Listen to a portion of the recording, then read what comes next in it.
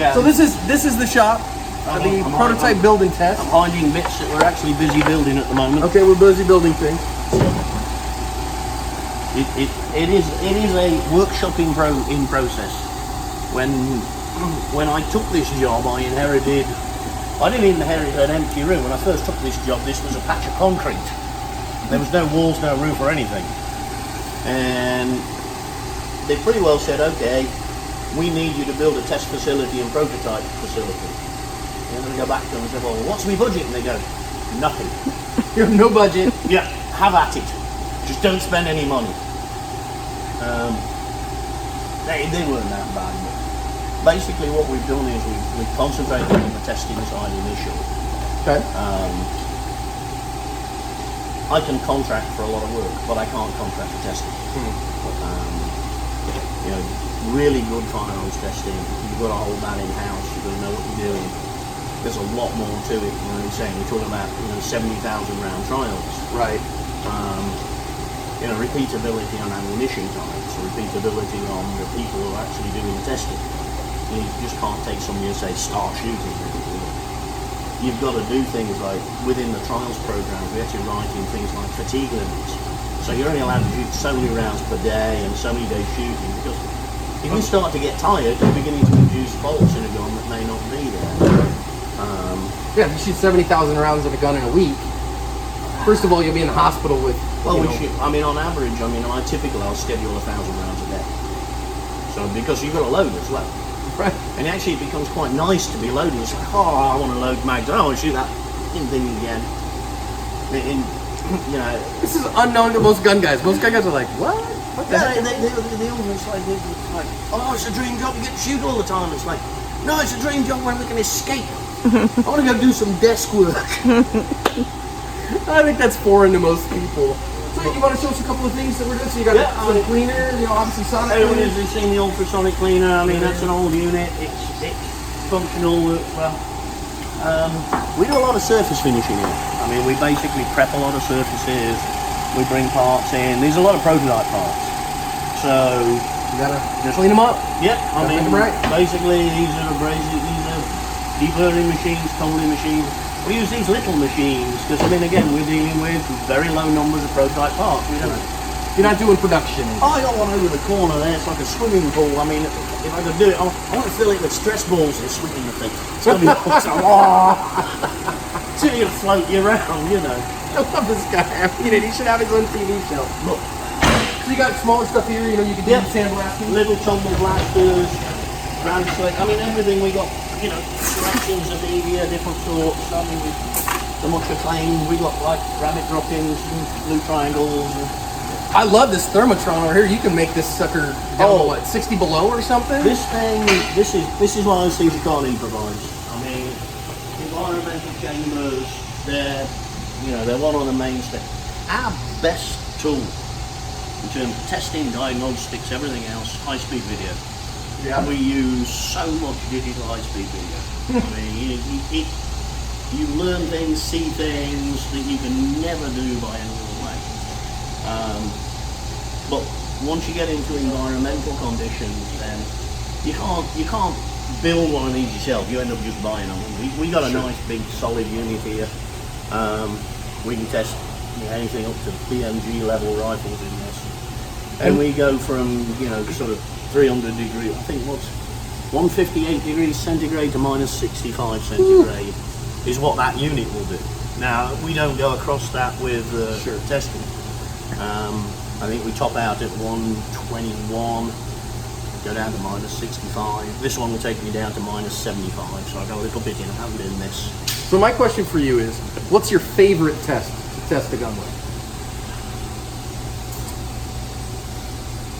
We learn most in terms of the structure of the gun cold. Now, my boss, Bernd, basically he was my boss when I started here from Germany, says he's never seen a gun fail in the cold. And it's like, Bernd, you ain't tested enough guns. Bernd's tested like hundreds of guns. But cold weather will cause problems with steel that you don't normally see. Causes brittleness to come out, causes stress. You'll get embrittlement, you'll get hydrogen embrittlement, you'll see all sorts, particularly with alloy steels when they're coated. You'll see things like chromium plated. You see a lot of people are going to chrome an AR bolt. Chrome puts a lot of hydrogen into the surface, and you get it cold enough, long enough, and guess what? It'll turn into glass and lugs will fall off. Hydrogen embrittlement is an ongoing problem with a lot of these plating processes, and these things find it. So you like running cold tests? I hate running cold tests, but they tell me a lot about it, guys. Okay. What drags, what goes sluggish, what jams up, what won't run, where clearances are too tight. You'll see a huge amount from this. Icing tests tell you where things don't work, if you get ice on stuff.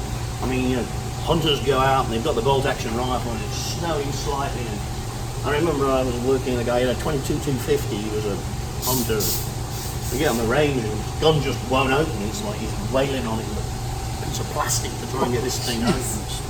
And it just seized solid. Yeah, cold. Yeah, and we got the truck and we got the radiator up, shoved this thing on the radiator and basically got the receiver warmed through, because that's the fastest way of getting heat into it. And click, open it comes, and it just got a tiny layer of frost in there and seized up. Done. So these teach me a lot. Dust tests. Abrasive dust is always a problem. Yeah. I mean, it doesn't matter where you are in the world, you'll see abrasive dust. I do dry gun tests. Now, there's a variety of, sort of interpretations on what a dry gun test is. When I do a dry test, I use this thing. It's a degreasing bath. We use it for cleaning guns, we use it for degreasing, and we'll strip all the oil and grease off.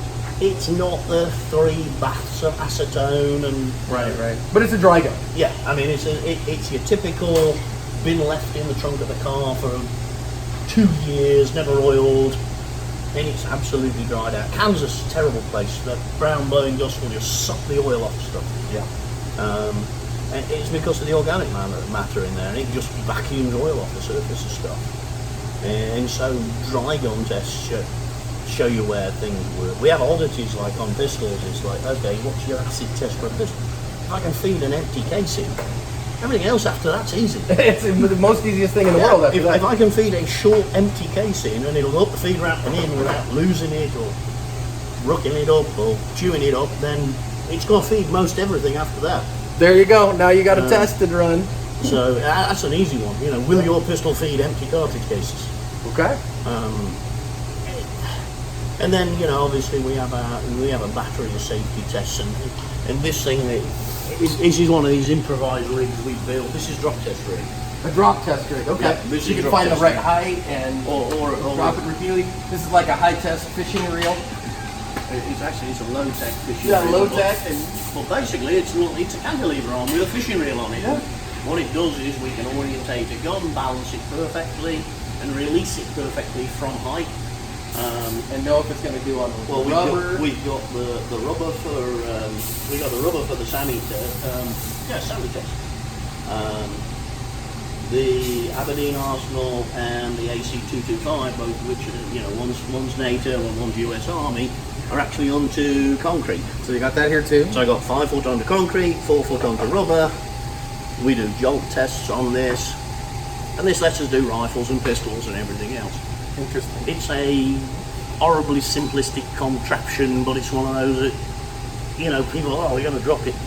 And we do that a lot. I mean, there's my little drop test rig in the corner. It's called a step ladder. And step ladder and just and you can do that over and over and over and over. I mean, you just drop them and drop them and drop them and drop them and drop them.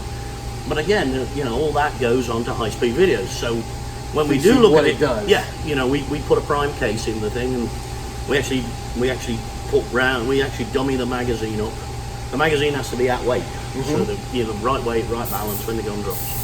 And when we look at all that, you'll drop it over and over and over in informal test, but you'll get an orientation. Right.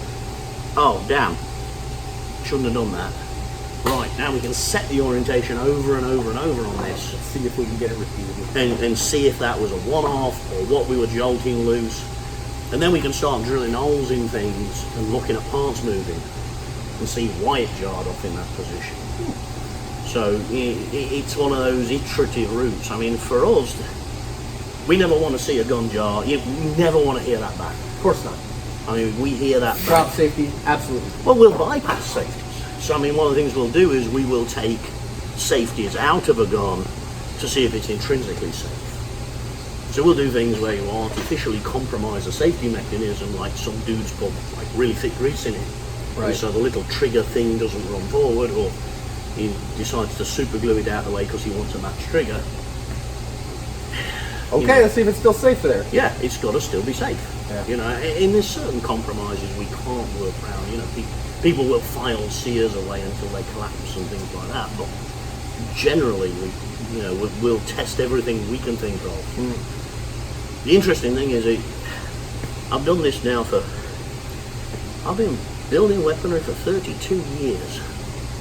A chunk of that's been for the military, but 18 years, 19 years of doing this for the US civilian population, I can guarantee that I can't think of every test that they will do to it within 20 minutes of getting the thing. Right. In the phone going, oh yeah, I did this and it did that. What? You never underestimate the ingenuity of gun owners. Oh, they dream this stuff up. Yes. Oh yeah, I mean they're our lab. I mean we do everything by the book. I mean, you talk, like I say, what we do is there is a lot of monotony in what we do. Sure. Just repeatability. Just repeatability of tests and what we do, and guys. Then when it gets in the real world, yeah, then it's in the wild. And that's why you got the guy who takes the gun on a fishing line and throws it in a pond. That is real world, because some idiot did it in the real world. Some idiot did it in the real world. Look, there's a dude throwing his ring. If that string breaks, he's going to be sad. Guys, this is what goes into testing the guns that you buy and making sure that they're good. Bill, I mean, I could sit and talk to you all day. I really appreciate you, man. Thank you. Thank you, sir.